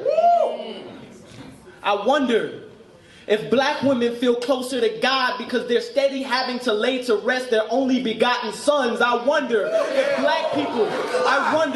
black people's skin got darker because we're closer to the sun, then how many years will it take us to grow bulletproof skin because we're closer to the guns? I wonder. Come on, baby. I wonder if black people's skin got darker because we're closer to the sun, how many years it will take us to grow bulletproof skin because we're closer to the guns. I'm tired. I'm tired of going to funerals where babies are being buried in boxes bigger than the ones they used to put their toys in. I'm tired of not being able to say, see you later to my friends. We're steady practicing our goodbye words to each other. I'm tired of not being able to tell my girlfriend, let's wait until we're married. I'm scared she will walk down the aisle and see me in a box before she sees me in a tuxedo. I'm tired. I'm tired. I'm tired. I'm tired because I'm forced to stay woke in a society whose laws are written as lullabies to black people. I'm tired. I'm tired. I wonder if America will be alarmed when she wakes up and sees black folk ain't sleeping no more because the American dream is the African American nightmare. I'm tired. I'm tired. I'm tired because I'm forced to stay woke. And if I finally go to sleep, I might stay asleep forever.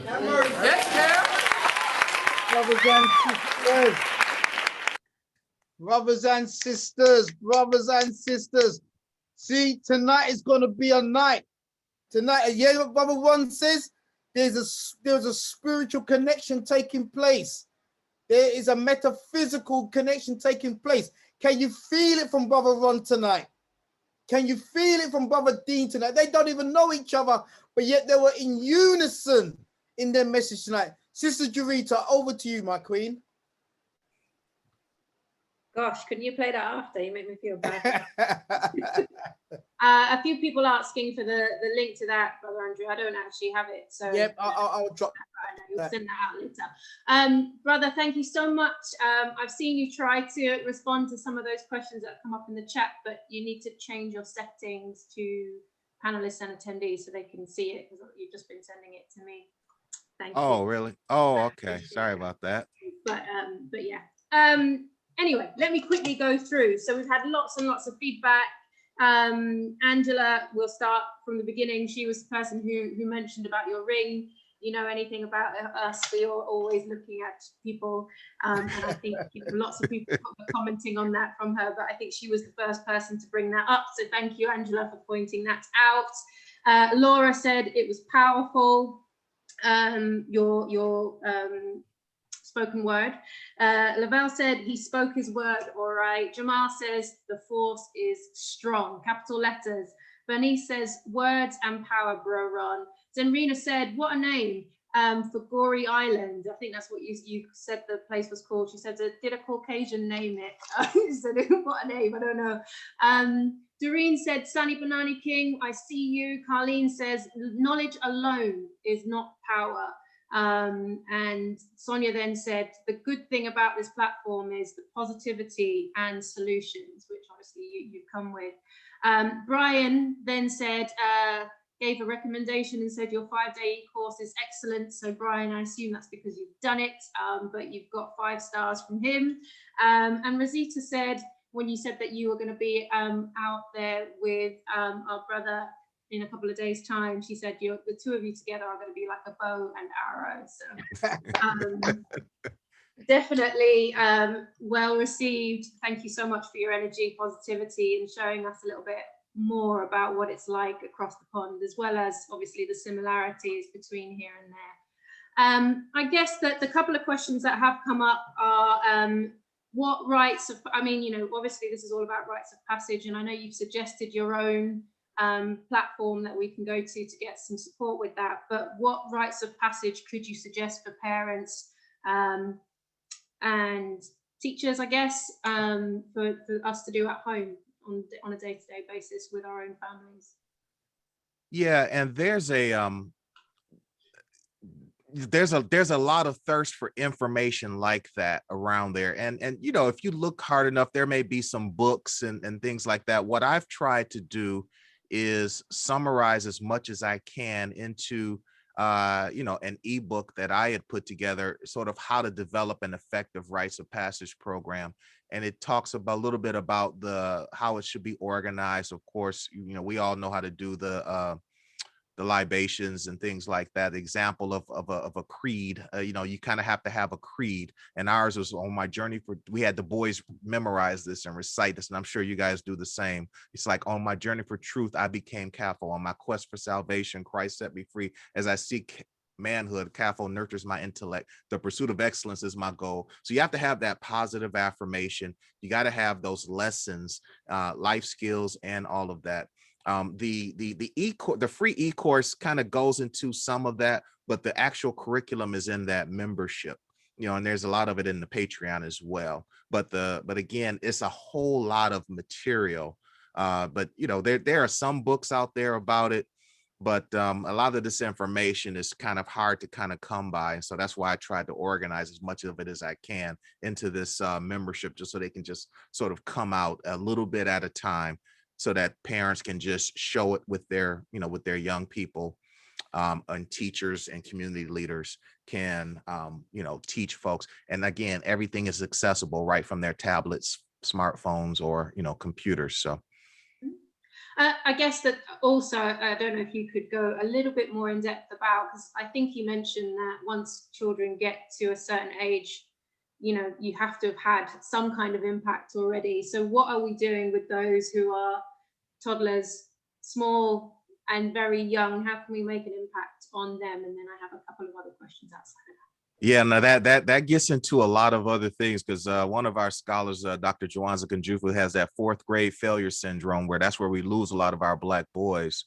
And that's where teachers and parents really come into play of capturing their minds early and keeping them active. But you know, our rites of passage program doesn't start until age 10, but you're absolutely right.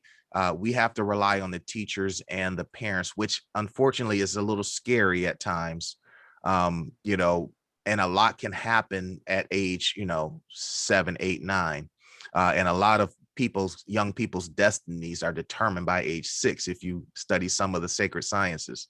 And so that you're absolutely right. There needs to be sort of some more formal, and I mentioned this when I was on the show with Kaba and Rev Shock, is that, you know, that's where some of us come in. If you start accessing your first frequency, one thing that's for sure, you can recognize frequencies in these young kids. I'm sure some of the young people that you interact with, you can kind of tell there's that brother, there's something about that sister right there.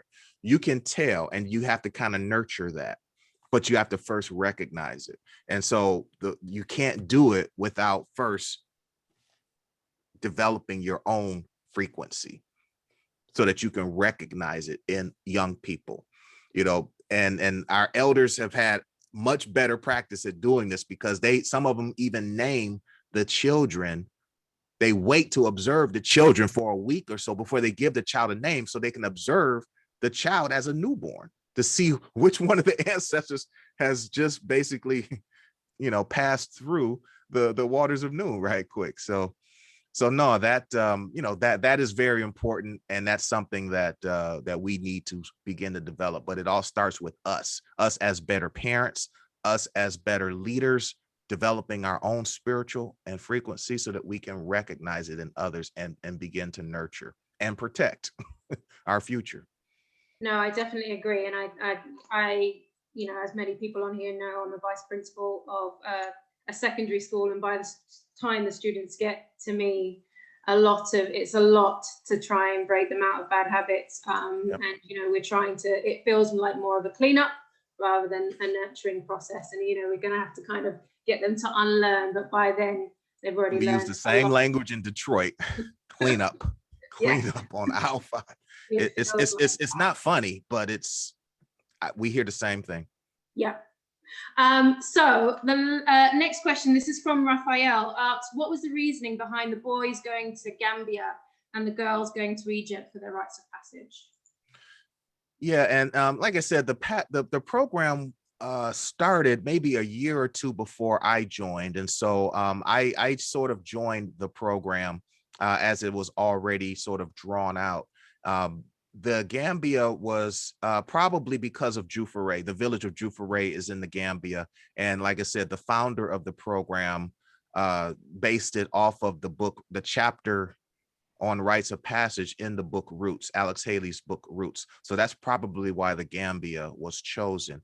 Now, as it relates to the village, you know, the first year of the program, they were basically in Banjul, the capital of the city. Because, you know, you go on vacation, you don't know everybody says you want to get an authentic experience, you got to go out where the people are. But if you don't have a guide, you just stay in the main city. So fortunately, there was a young brother who's from the village that spoke up and said, hey, what you guys are doing would be much better if you do it in the village. And my village is right up the way. And he introduced our church to his village, and the rest is history. And I have in my membership, I have a 2-hour interview with me and him talking about it. And so he breaks down the whole story of how that happened. But it's just God. It's just God. And, you know, when you're, as Rev Shock, frequently specific, those types of things, those aren't coincidences, don't become coincidences. Once you have it in your mind, it just becomes reality. That is all of, actually, no. There was one question that I didn't. Somebody asked when we're going to Africa again. You know, obviously COVID kind of changed some things, but they want us to bring another group back. And I forgot to mention in my address. So I'm glad that she asked that question. We're going back in probably April of 2022 or the summer, whichever works best for the young people. And because hopefully everybody will be on the other side of COVID by that time, and travel will be, you know, much better. But the thing that I wanted to mention was that Professor Kaba says this all the time. The only thing the European invented is the patent office. You know, they take our stuff and make it their own.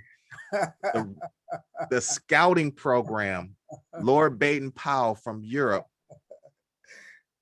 who invented the scouting program, was on a military assignment in West Africa, and he observed rites of passage rituals, and that's where he invented the Boy Scouts.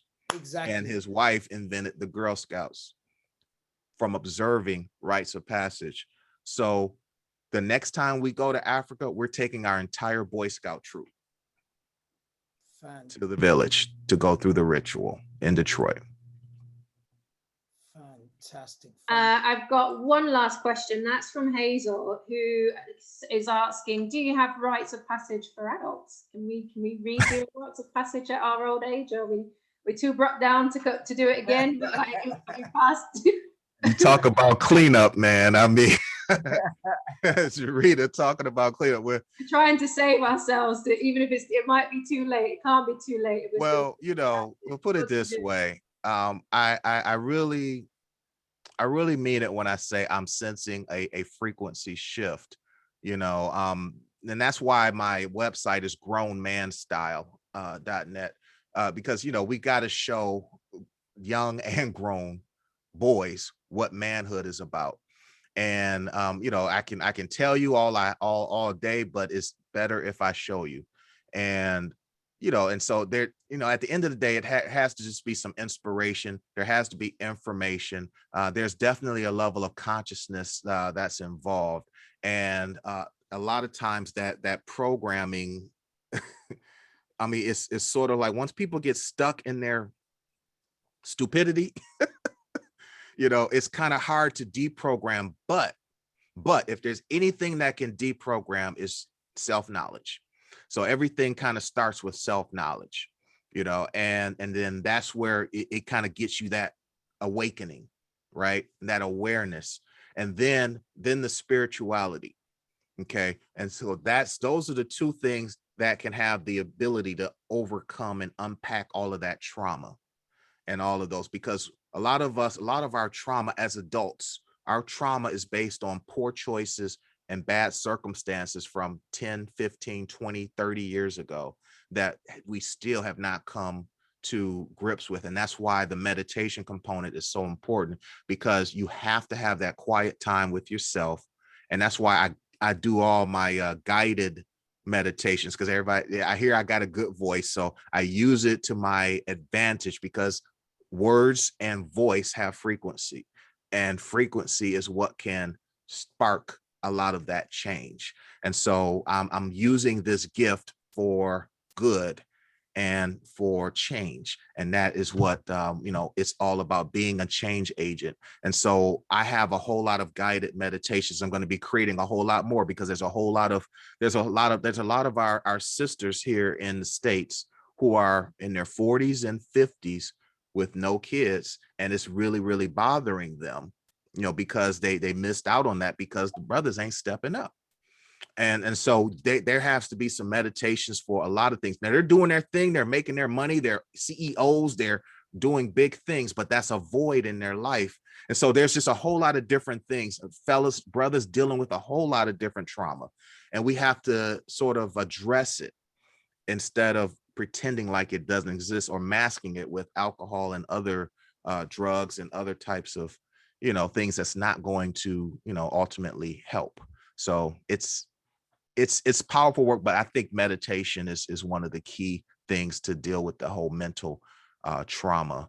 And you guys got another powerhouse coming in a couple of weeks, Dr. Ferguson. I mean, you know, it's all of that stuff is why we don't support our own business in terms of insourcing and what have you. All of that is all tied together. And so, you know, I'm a big advocate for meditation. So a lot of my my stuff has a meditation component, because you have to have that quiet time with yourself to really process the self-knowledge and the spirituality and put it into action that can advance your quality of life and the quality of life of others, because that's where that's where the blessing comes. The work I do for other people is so much more valuable to me, and I have so much more passion talking about the work I do for other people than the cool books that I've read or the cool spoken word. Like the one I'm going to have to drop on y'all now that y'all put that one brother up there made me seem normal again. I thought I was on this level, but now I got put down. So I'm gonna drop something later that's gonna put me back up there, you know. So we're ready, King. We're ready. We are ready. Drop that already, my King. Yeah, we're gonna bring you back on. Brother Dean, are you still there, King?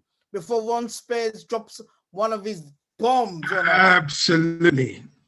So first of all, Brother Andrew and Brother Ron, I just want to say that I concur with everything that you've said. And as a first, you always hear me and peers speak about rites of passage as a standard. So the first thing I would do is recommend 100% of our parents, single parent family, two parent family. It's about inculcating our children with a cultural understanding of who they are. So they uphold, promote, and preserve our culture at all times. You can tell us that we're too black because we're not black, but you can never tell an African that they're too African. So we have a teacher here. Her name is Kay Johnston. She's created a curriculum which we're going to put into trust so that all of our extracurricular schools can tap into that curriculum, but be protected from the state because it's not legislative law, it's common law. God's law, common law, legislative law. So these are some of the measures we're taking. So there's an event here called Indaba, which is a 2-day seminar by Origin HQ, who we've known for going on 20 years, who deal with rites of passage. And it's about effective practice in rites of passage. So it will be great to align with you afterwards.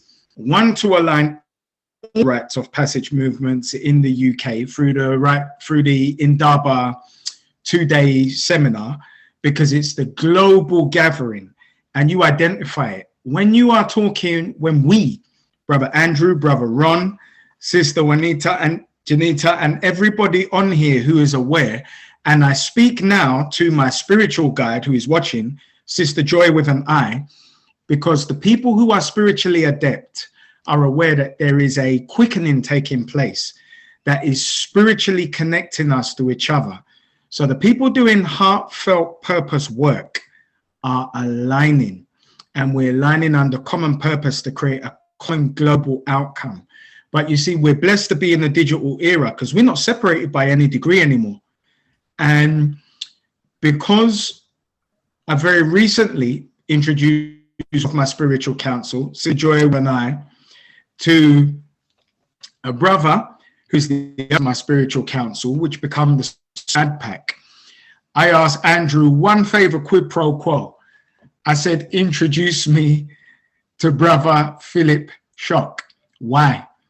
Because if we put AdPack in a box to execute in the States and that's taken away, we make sure that similarly the soul is entered and the spiritual component. That, Brother Ron, you understand we don't need to speak on. There are things revealed and unrevealed which must guide, which is more than intellect. And we know what our adversaries do is more than intellect. But because they only present the facade of intellect, nobody else is aware. But we understand that those who are spiritually adept are at the inner core of what those entities are, which is why they're so successful in creating mass adoption. So we will definitely align the curriculums as well. And remember that, and I'm not going to hog your time. I see you scared, Brother Andrew. Don't be tense. No. When we spiritually align, everything is possible in the build, because what many of us may not be aware of is that it will resonate at such a frequency, and it will attract all of those operating on a DAB frequency.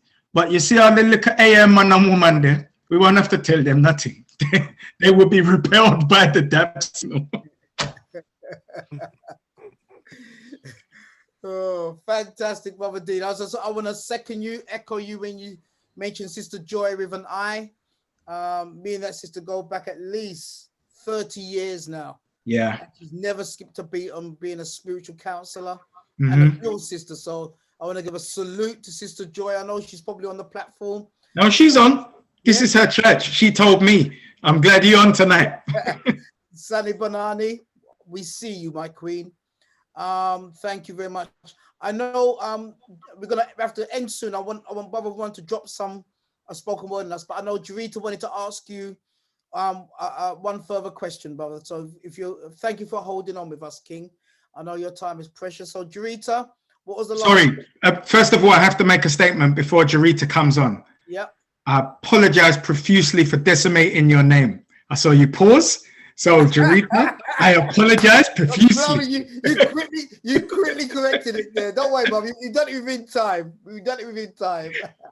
The real sign of manhood. Admit exactly. Mistake, that's what rites of passage. I love that. Don't worry. Rites of passage. Totally used to it, but thank you so much for rectifying it. I appreciate that. There is there's a few questions, and I'm going to just. I know, but time is against us. Man, this man is waiting for power. I'm going to combine it into one. And I will be so succinct. And then we can just. So I guess the overall flavor of what I got, and for all of these 4 or 5, 6 questions even altogether is. Children going missing seems to be a big issue for the Black community right now. Why is nothing being done? Do you think that this is something that's gang related or to do with organ trading, possibly slave trade? And I guess somebody even asks, what are your views on children even wearing devices to try and combat that, i.e. GP location devices? What can we do right now to stop this happening or to, hopefully reduce it? So the first answer is layered. It's all of the above. They are opportunists. And the key is that when it comes to devices and when it comes to apps, they must be of our creation, not of the state's creation. When all global governments are telling you we're in a reset, what they're telling you is that African people and European people have parity in that we are supposed to be in our own reset. And this is why ADPAC is now, because we're in our own reset. And that includes all of the digital tools that make our government and constitution work so that we can coordinate all of our insourcing partners. So secondly, it's in terms of building out the robustness of missing Black people to align them with all police authorities in the UK as ADPAC built the relationship. So that, remember, again, we're insourcing through missing Black people and all of these entities so that there is a relationship that goes both ways. As the police database reports to missing Black people reports to the police database under our ownership and guidance, in that now we create parity because we're representing the interests of our own population. We are yet to form a community. We don't have a community, so we don't kid ourselves yet. But what we are is at the embryonic stages of laying down the structure that will deliver us community cohesion based on the coordination of delivery partners on the ground for and on behalf of our specific population. Jeez! Dean, salute you, kid, because that was a whole heap of questions that Jarita kind of snuggled in there, beloved. That's why she does what she does, beloved. Dean, does it well. Jarita. You killed it, brother. You answered it succinctly, but with power, wisdom, and knowledge and insight. Thank you so much, Brother Dean. And as you know, inshallah, God willing, you'll be back. Brother Ron Spears, brother, please. You was our keynote speaker tonight, brother, along with our Brother Dean. Please drop us one of your spoken words, brother. Okay, again, all of mine are succinct and 3 or 4 minutes long. So this one is called She. All right. And at the end of the day, it's all about what brings you empowerment. And the more you get into our history and especially our spirituality, it all boils down to she. So whatever she is for you, the more I wrote this a while ago, and Brother Dean, I will do this from the dome again. But The more I listen to it again over and over, it's the waters of noon. It's Ma'at. So I'll just spit it. She inspires me to live life to the fullest. She never lets things get me down. I put my trust in her higher power to keep me on the right path. Her beauty commands attention wherever she goes. Her charming smile wipes away any feelings of self-doubt.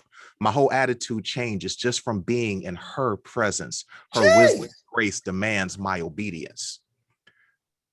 Her knowledge helps me grow wiser as I get older. Just when I thought I mastered her needs and desires, she quickly elevated her standards to the next level. You see, she is shaping the person I will ultimately become. I don't think y'all caught that.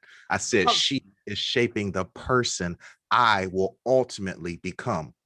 Whenever my mind flirts with dangerous and destructive behavior, she quickly intervenes and brokers a deal to keep me out of trouble. My actions remain righteous despite my mental transgressions. You see, she provides the balance I desperately need to stay on course. She is the reason I want to eat healthy and exercise more. My happiness is measured by the amount of joy she feels. Her love is the greatest power I've ever experienced in life, and all she wants in return is a lifetime of peace and harmony. When I'm at the end of my rope, she throws me a lifeline. When I am speechless, she puts words in my mouth.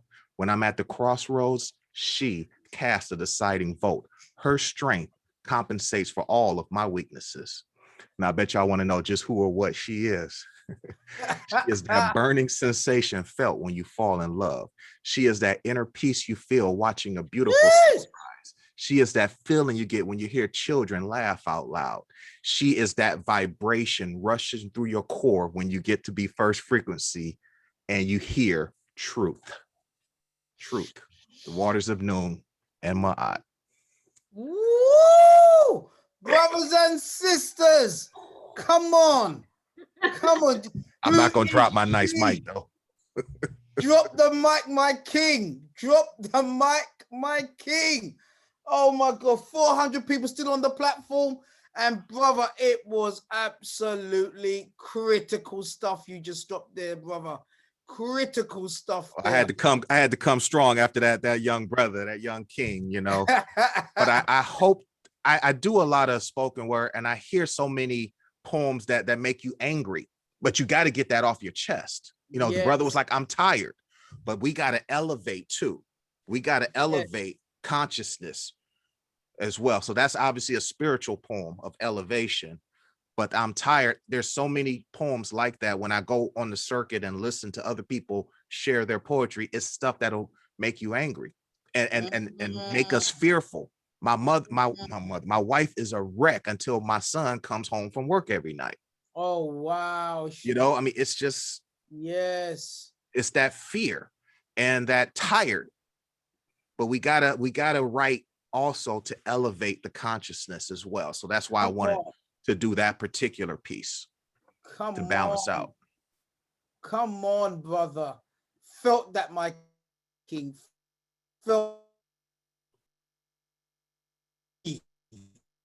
she.